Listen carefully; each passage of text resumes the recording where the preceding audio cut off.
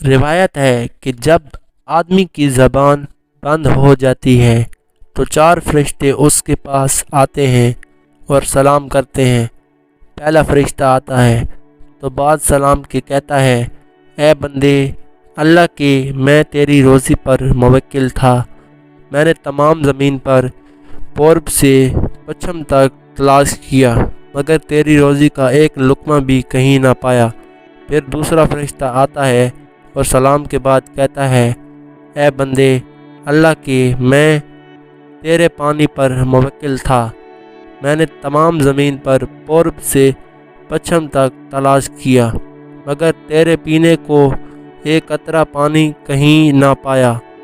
پھر تیسرا فرشتہ آتا ہے اور سلام کے بعد کہتا ہے، اے بندے اللہ کے، میں تیری سانس پر موکل تھا۔ میں نے تمام زمین پر پورب سے پچھم تک تلاش کیا مگر تیرے واسطے ایک سانس بھی کہیں نہ پایا۔ پھر چوتھا فرشتہ آتا ہے اور سلام کے بعد کہتا ہے، اے بندے اللہ کے، میں تیری عمر پر موکل تھا۔ میں نے تمام زمین پورب سے پچھم تک تلاش کیا مگر تیری عمر کا ایک حصہ بھی نہ پایا۔